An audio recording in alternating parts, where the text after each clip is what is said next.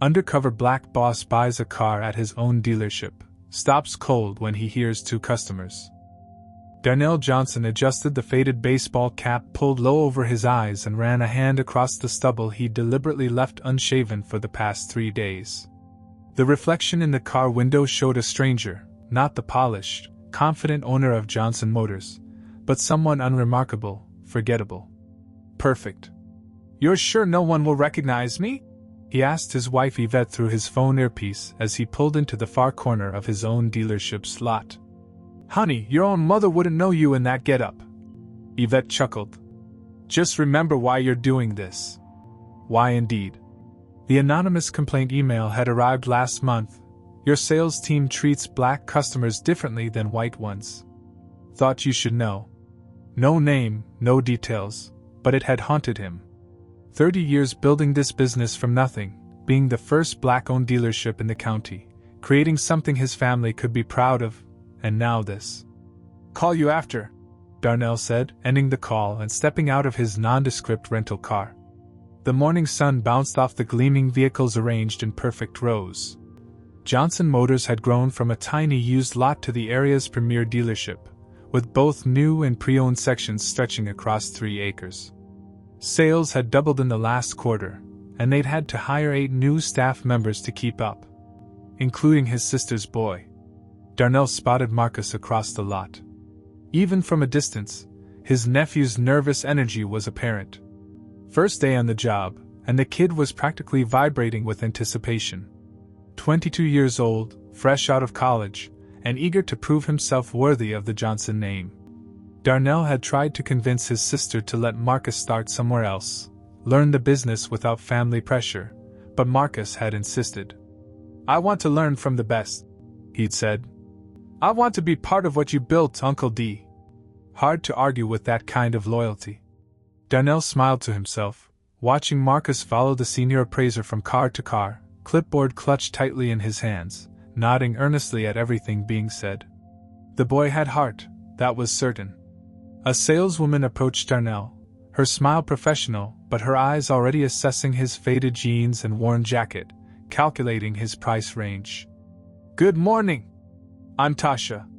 Anything I can help you find today?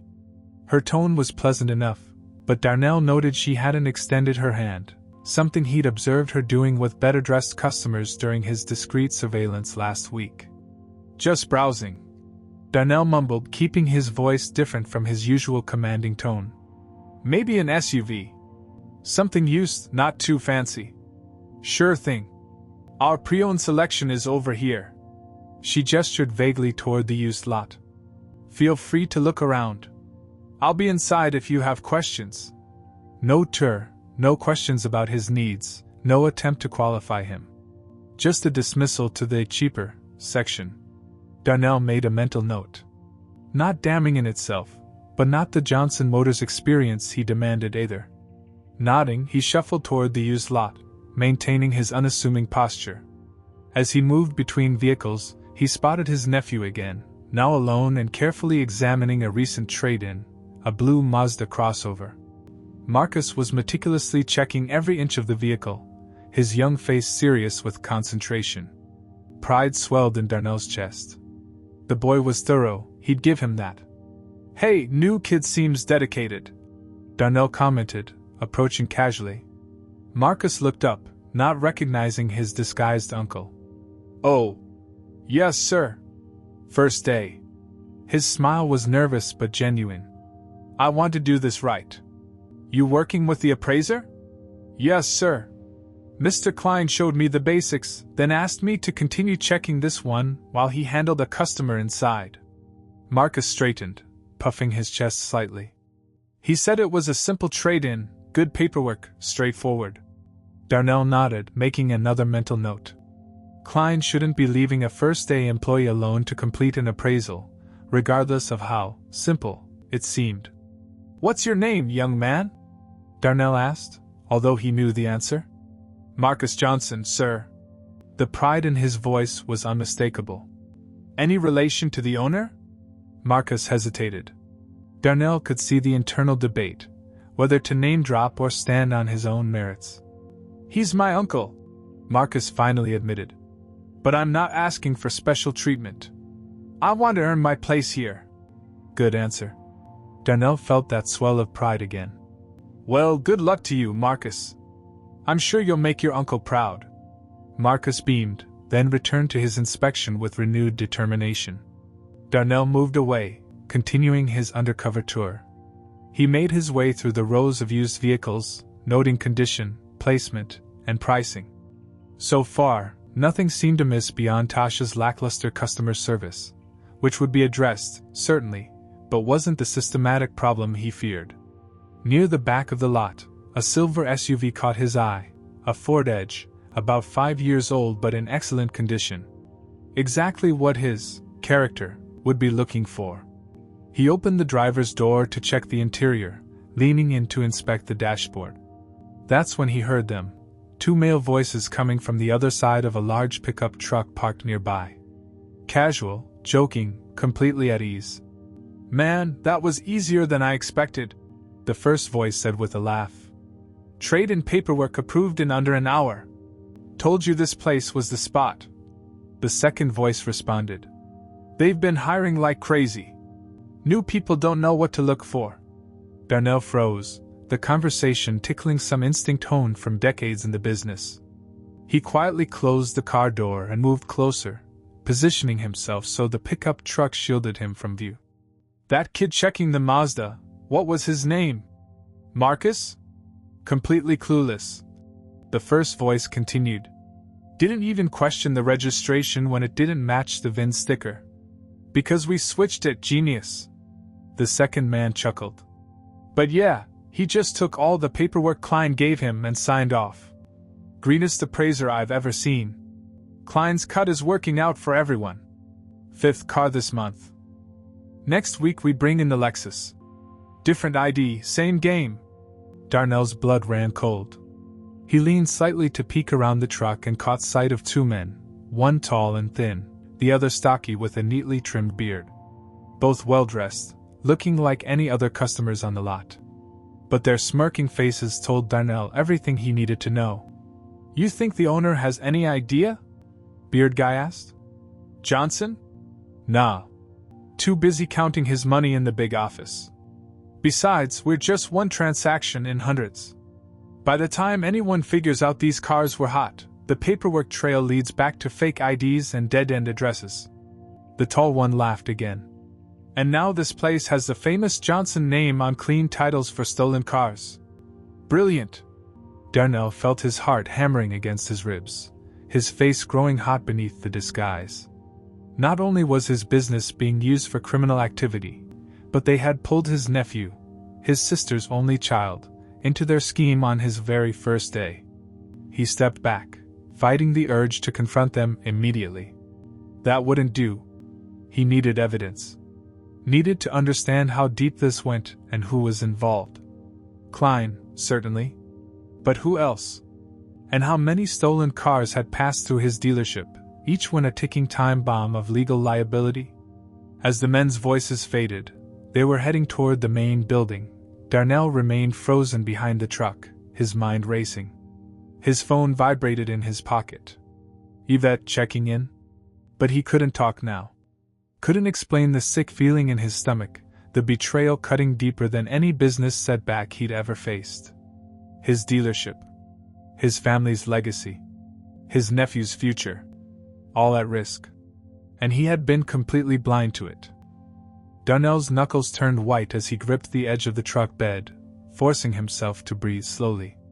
The 2 men, the tall one now identified as Jay, and the bearded one as Richie, had moved toward the main showroom, but their conversation continued to echo in his mind.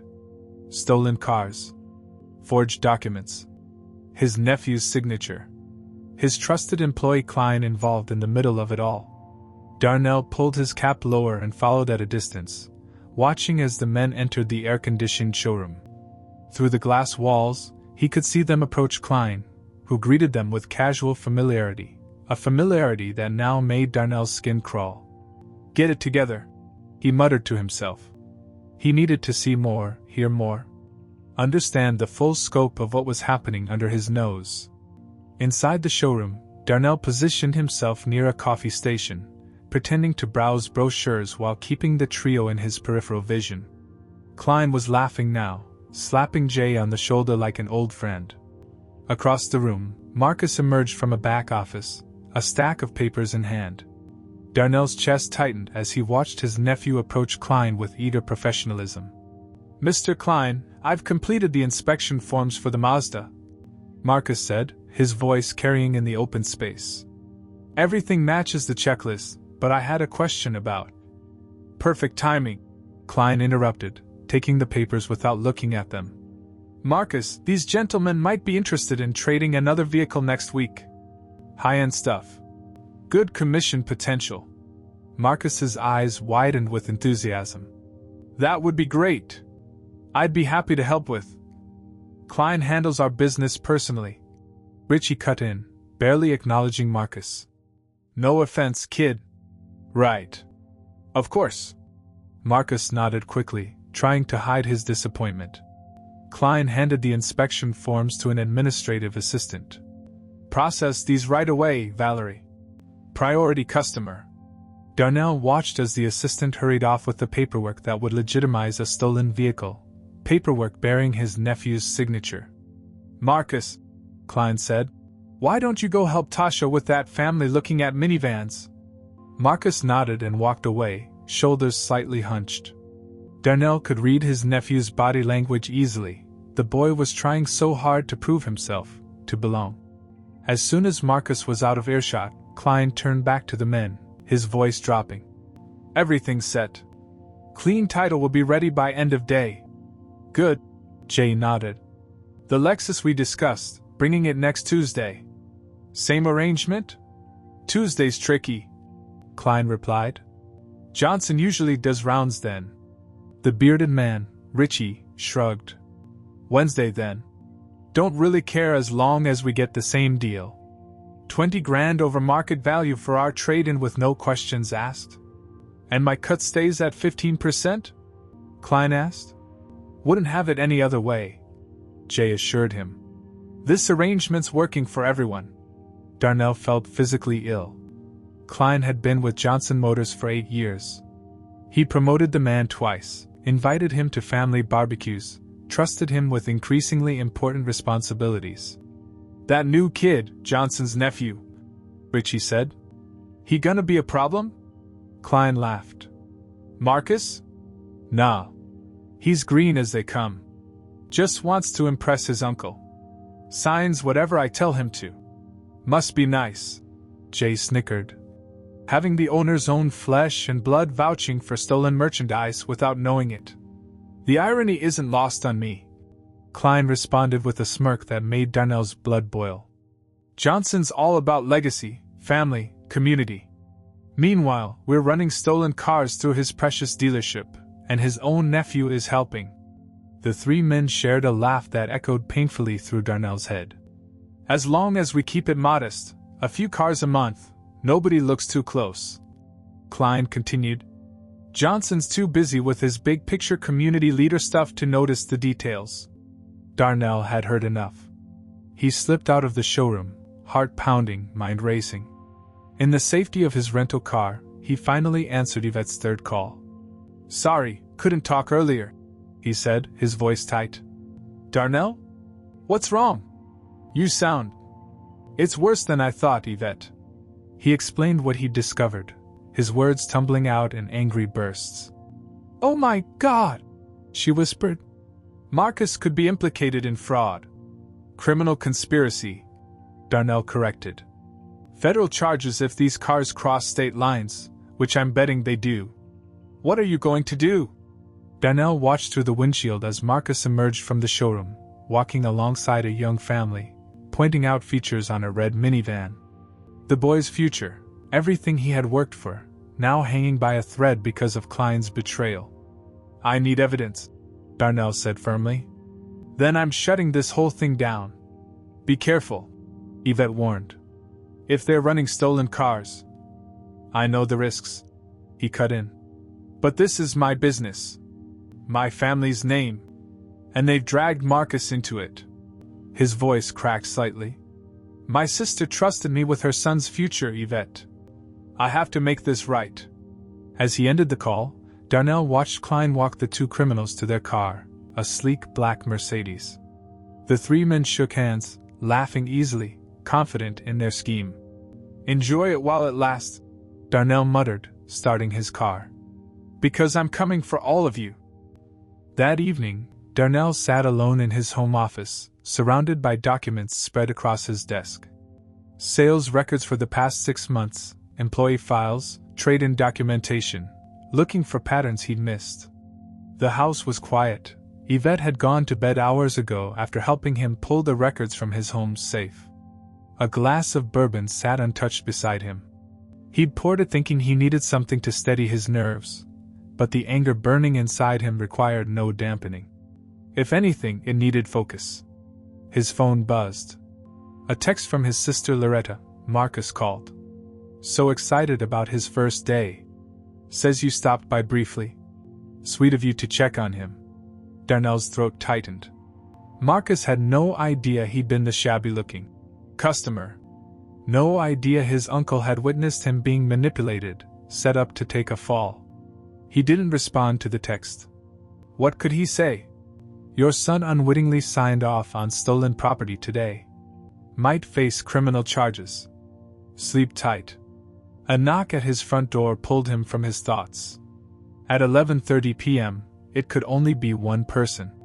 Darnell unlocked the door to find Detective Carlos Mendez still in his work clothes, dark circles under his eyes.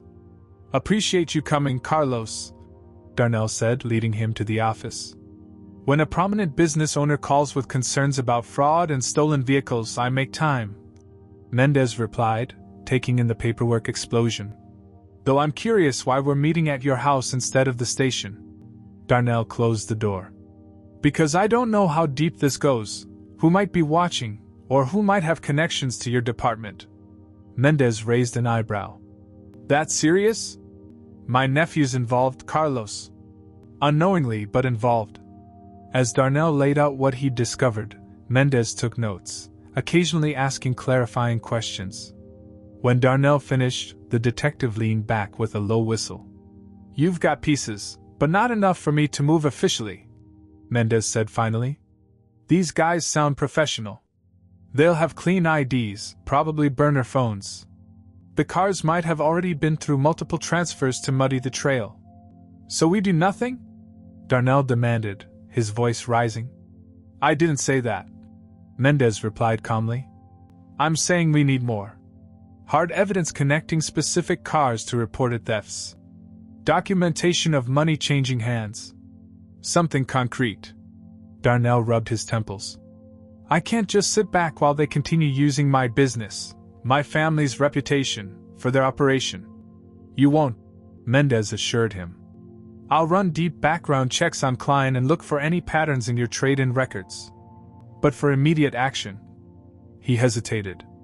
You might consider bringing in someone I know. Private investigator. Former fraud detective. Discreet. After Mendez left, Darnell called the PI, setting up a meeting for the following morning. He finally dragged himself to bed after 1 a.m., but sleep wouldn't come. Every time he closed his eyes, he saw Marcus's earnest face, the pride in the boy's eyes when he spoke of working for his uncle. The next day, Darnell returned to the dealership, this time as himself, CEO and owner. He nodded to staff members who greeted him, maintaining his usual confident demeanor, while observing everything with new suspicion. Who else besides Klein might be involved? Klein himself approached with a sales report, acting completely normal, the perfect employee. The effort it took Darnell not to grab him by the throat was monumental.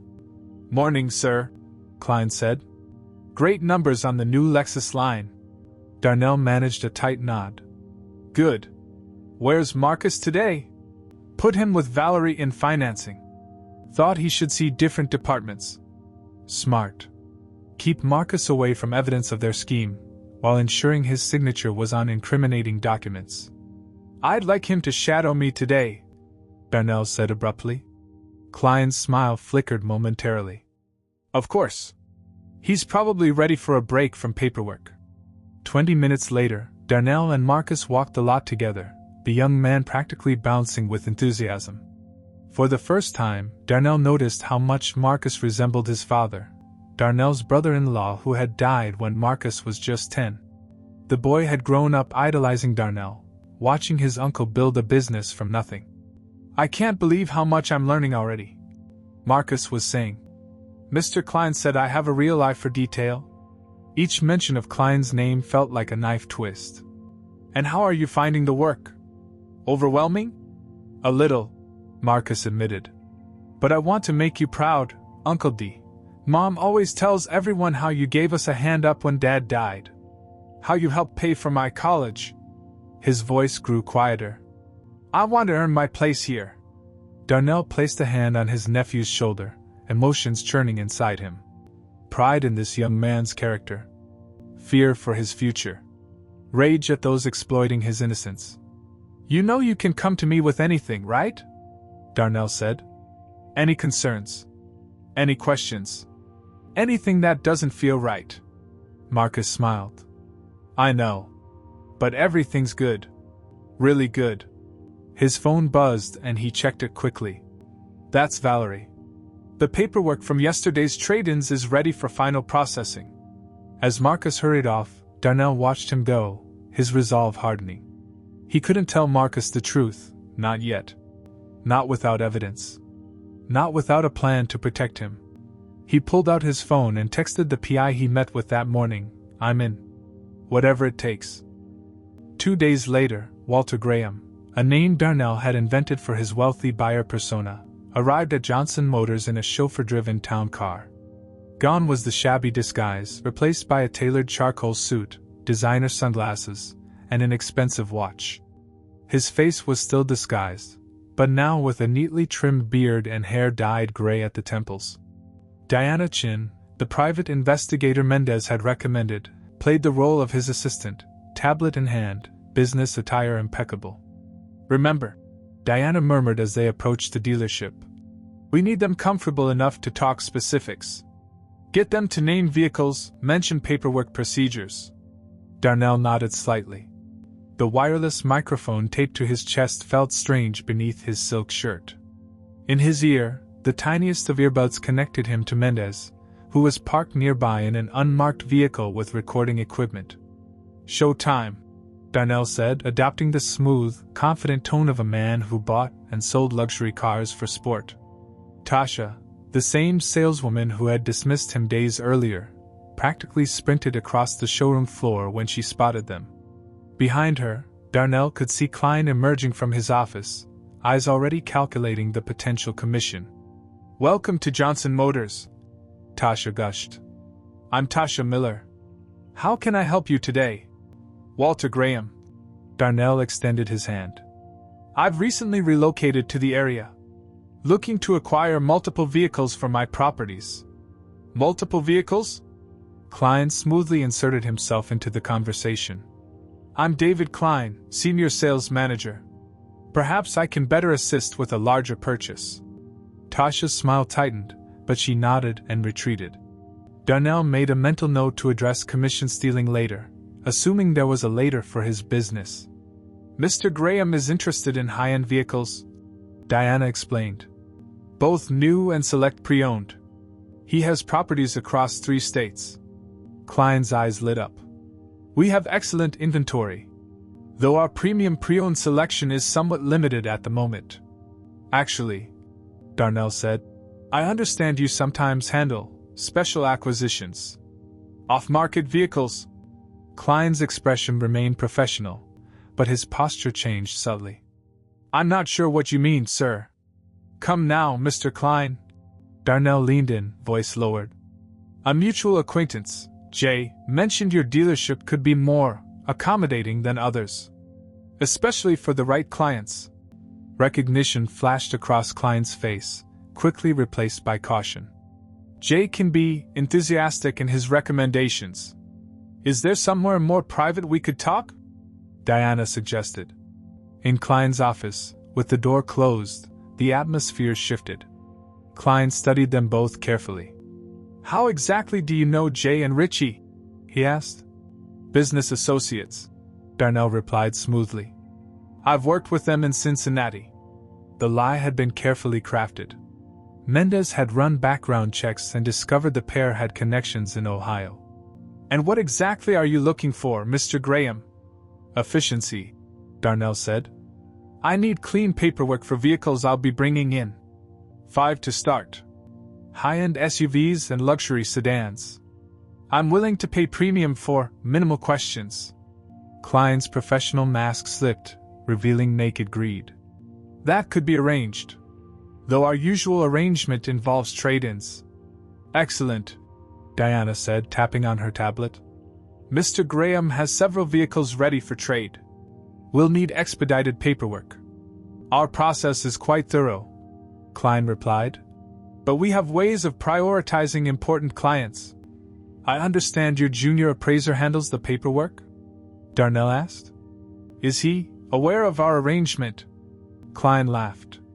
Marcus? No. The kid just signs what I tell him to. Owner's nephew makes everything look legitimate when his signature is on the forms. In his ear, Darnell could hear Mendez's voice. Got it. Keep going.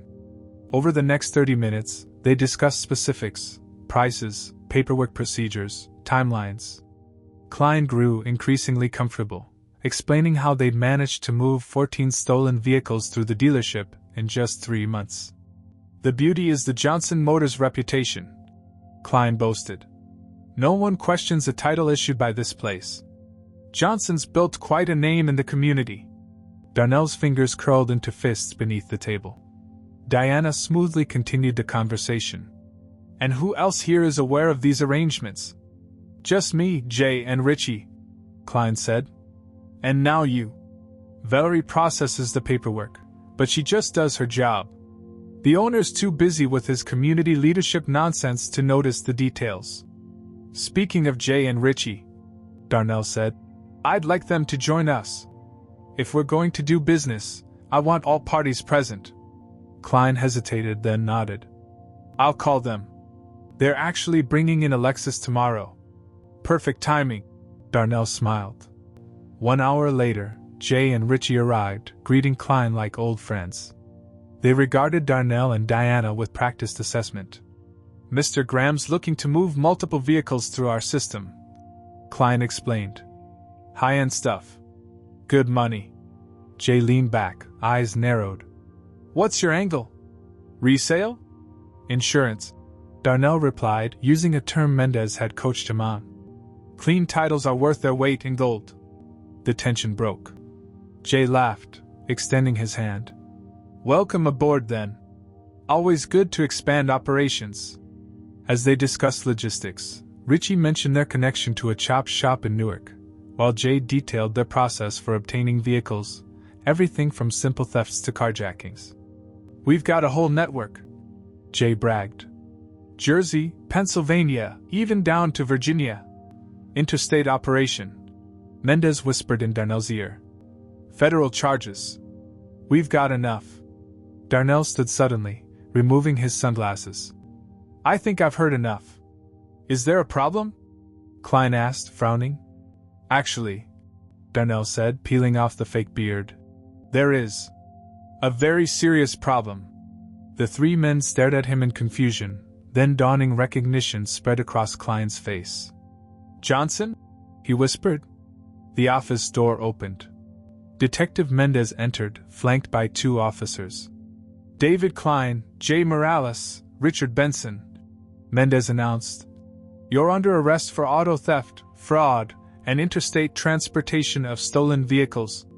As the officers cuffed the stunned criminals, Darnell looked directly at Klein. The community leadership nonsense? That's what built this business. That's what you betrayed. Klein's face contorted with rage. You set us up. No, Darnell corrected him. You set yourself up the moment you decided to use my nephew, my family, in your scheme. The dealership hummed with nervous energy the following morning. News travels fast, and by the time Darnell arrived, everyone knew about Klein's arrest, though the details remained murky. Staff huddled in small groups, whispering theories, exchanging worried glances. Darnell strode through the showroom, nodding acknowledgments but heading straight for his office. He needed a moment before addressing everyone. The weight of yesterday's events still pressed heavily on his shoulders. 14 stolen cars. Forged documents. His business reputation potentially in tatters once news broke. And Marcus. God, Marcus. As if summoned by the thought, a knock came at his door. Marcus stood there, face drawn, eyes red-rimmed from what appeared to be a sleepless night. "Can I come in, Uncle D?" His voice was barely above a whisper. Darnell nodded, gesturing to the chair across from his desk. As Marcus sat, Darnell noticed his nephew's hands trembling slightly. "I heard about Mr. Klein," Marcus began. "Mom called this morning. Said you were involved somehow." Darnell leaned forward. "How much do you know?" "Not everything. Just that he was arrested. Something about fraud." Marcus swallowed hard. "And that I might be involved." The fear in his nephew's eyes was unmistakable. Darnell's protective instinct surged. "You're not in trouble, Marcus," he said firmly. "But yes, Klein was using you. Those trade-ins you processed, the Mazda, others, they were stolen vehicles." Marcus's face drained of color. "The paperwork I signed. I just trusted what he told me. I never verified that." His voice broke. "I've ruined everything. Your reputation. The business." "No," Darnell said sharply. "You didn't do this. Klein did. And those criminals he worked with. But I should have known." Marcus stood suddenly, pacing the office. "I was so desperate to prove myself, to show you I belonged here. I just wanted to do a good job, make you proud. Instead, I've become a liability." He stopped, shoulders slumping. "I'll clean out my desk. You don't need this kind of problem. Sit down, Marcus." The command in Darnell's voice halted his nephew mid-stride. Slowly, Marcus returned to his chair. "First," Darnell began, "you were targeted precisely because you're my nephew. They knew your signature would carry weight because of our relationship. That makes it worse," Marcus protested. "Let me finish," Darnell continued. "Second, do you know why I started this dealership?" The abrupt change of subject seemed to confuse Marcus. "Because you loved cars? Wanted to be your own boss?" Darnell shook his head. "Because when I was 22, exactly your age, I got scammed by a dealership. Bad loan, hidden fees, car that broke down 3 weeks later." He leaned forward. "No one would help me. Banks wouldn't listen. Lawyers wanted more money than I had. It nearly ruined me financially." Marcus was listening intently now. "I built Johnson Motors on a foundation of integrity," Darnell continued. "Fair deals. Honest paperwork. Treating customers with respect regardless of what they look like or how much they can spend." He stood, moving around the desk to sit in the chair beside his nephew. "What Klein did betrayed everything this business stands for. But you know what would really disappoint me? If you walked away now. If you let their actions define your future. But the mistakes I made were made with integrity," Darnell finished for him. "You trusted a senior employee. Your intentions were good. That's the difference, Marcus. Mistakes made with integrity can be forgiven. Integrity itself is non-negotiable." For the first time since entering the office, a flicker of hope crossed Marcus's face. "So what happens now?" he asked quietly. "No," Darnell said, standing. "We clean house. We implement new procedures. And you," he pointed at his nephew, "are going to help lead that charge." Marcus blinked in surprise. "Me? After what happened?" "Especially after what happened." Darnell's voice was firm. "Starting today, you'll be apprenticing under Gabriella in fraud prevention and compliance. No one will be better at spotting these scams than someone who's seen them from the inside." "You're promoting me?" Marcus's voice was incredulous. "I'm positioning you where you can do the most good," Darnell corrected. "Where you can help ensure this never happens again." He extended his hand. After a moment's hesitation, Marcus took it, rising to his feet. "I won't let you down," he promised, his voice steadying. I know you won't. Together, they walked to the main showroom where Darnell had asked all staff to gather. Nervous faces turned toward them. Darnell could read the questions in their expressions. Was the business in trouble? Would there be layoffs? What happened with Klein? Drawing a deep breath, Darnell stepped forward, Marcus at his side. Yesterday, he began, his voice carrying across the suddenly silent room. We discovered that someone we trusted had betrayed not just me, but all of you. David Klein was using Johnson Motors to launder stolen vehicles. Gasps and murmurs rippled through the gathered employees. This stops today, Darnell continued. Starting immediately, we're conducting a full audit of every vehicle sold in the past 6 months. We're implementing new verification procedures. And we're recommitting to the values this business was built on. He placed a hand on Marcus's shoulder. My nephew Marcus will be working directly with Gabriella in our newly expanded compliance department. Their job is to ensure that integrity remains our top priority. Marcus stood taller beside him, chin raised despite the whispers. Mistakes were made, Darnell acknowledged. But how we respond to those mistakes, that defines who we are as a business and as people. As the meeting concluded, Darnell watched his staff disperse, some still whispering, others approaching Marcus with words of encouragement. The road ahead wouldn't be easy, but for the first time since discovering Klein's betrayal, Darnell felt something close to hope. His phone buzzed. A text from Yvette, proud of you. Both of you. Looking at Marcus, now deep in conversation with Gabriella, Darnell felt the same. 3 months later, Darnell stood at the back of the dealership's largest showroom, now transformed into a makeshift conference space. Nearly 60 people filled the room, owners and managers from dealerships across the state. At the front, Marcus adjusted his tie nervously beside a projector screen. Quite a turnout, Detective Mendez commented, appearing at Darnell's side. More than I expected, Darnell admitted. When word got out about what happened here, people pay attention to scandal. Mendez nodded. But they're really here because of how you handled it.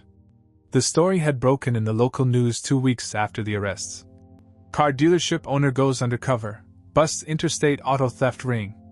The headlines had varied, but the core remained the same: how Darnell Johnson had disguised himself to investigate suspicious activity, discovered his trusted employee's betrayal, and worked with police to bring down criminals using his business as a front.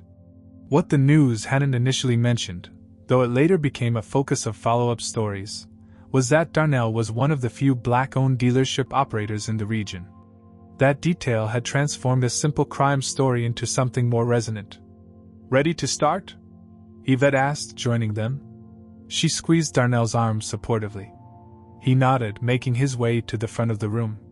The conversations quieted as he approached the podium. Thank you all for coming today, Darnell began.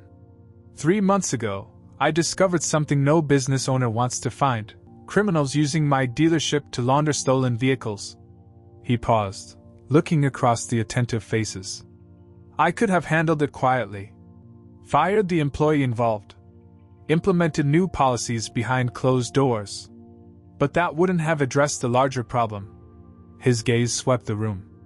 Because what happened at Johnson Motors could happen at any of your businesses. For the next 15 minutes, Darnell shared the story: the anonymous complaint that first led him undercover, the discovery of Klein's betrayal, the sting operation that revealed an interstate theft ring. He didn't sugarcoat the damage: customer trust shaken, business temporarily impacted, the emotional toll on his family. But from crisis comes opportunity, Darnell continued. Today, my nephew Marcus and our compliance director Gabriella will share the new verification protocols we've developed. Protocols that have already prevented 2 similar attempts at other dealerships. As Darnell stepped aside, Marcus took the podium. Gone was the nervous rookie from 3 months ago. In his place stood a young professional, confident and knowledgeable. The vigilant verification system we've developed has 3 core components, Marcus began, clicking to his first slide. Document authentication, cross-reference verification, and staff accountability. From the back, Darnell watched with quiet pride as his nephew commanded the room, explaining procedures, answering questions, sharing case studies. What had begun as a potential catastrophe had become Marcus's purpose, his passion. After the presentation, dealership owners clustered around Marcus and Gabriella, asking questions, exchanging business cards. Darnell found himself approached by a young black woman he didn't recognize. "Mr. Johnson?" She extended her hand. "Tiana Washington. I'm opening a dealership in Portsmouth next month." "Congratulations," Darnell said, shaking her hand. "That's exciting. And terrifying," she admitted. "Especially after hearing your story. But it's also why I wanted to meet you." She hesitated. "There aren't many of us in this industry. When I read about how you handled this situation, going undercover yourself, protecting your family's legacy, it was inspiring. The legacy part matters most," Darnell said. "Building something that lasts beyond yourself. That's what I want too." Tiana nodded. "Would you be willing to talk sometime? Share some advice for a newcomer?" Before Darnell could answer, Marcus approached. "Uncle D, the owner from Riverdale Motors, wants to know if we can consult for their security upgrade." He noticed Tiana and extended his hand. "Marcus Johnson, Compliance Director." Darnell couldn't help smiling at the confidence in his nephew's introduction. 3 months ago, the boy had been ready to quit in shame. Now he carried his title with earned pride. "Ms. Washington is opening a dealership in Portsmouth," Darnell explained. "She's looking for some mentorship." "Perfect timing," Marcus said. "We're starting a dealer network next month. Regular meetings, shared resources, best practices. You should join us." As Marcus explained the network to Tiana, Darnell stepped back, watching the interaction with a mixture of pride and contemplation. Across the room, he caught Yvette's eye. She raised her eyebrows questioningly. He nodded, a silent confirmation that yes, everything had turned out better than they could have hoped. Later that evening, after the attendees had departed and the staff had gone home, Darnell walked the quiet showroom with Marcus. "You did well today," Darnell said. "Your father would have been proud." Marcus ducked his head at the mention of his dad. "I keep thinking about how this all started. If you hadn't gone undercover that day." "Sometimes the hardest tests reveal our true character," Darnell replied. "Not just who we are, but who we can become." They paused beside a framed news article on the wall, the one that had first broken the story of the sting operation. Beside it hung a new mission statement for Johnson Motors, with integrity as the first principle. "You know," Marcus said thoughtfully, "when I was growing up, I always thought your legacy was this." He gestured around the dealership. "The business. The success. But it's more than that, isn't it?" Darnell nodded slowly. "A legacy isn't what you build. It's what you stand for while building it." He placed a hand on his nephew's shoulder. "And who stands with you along the way?" Outside, the lights of the dealership illuminated the sign bearing the Johnson name, a name that now carried new meaning in the community. Not just success, but integrity. Not just business, but family. A legacy strengthened through fire, built to endure.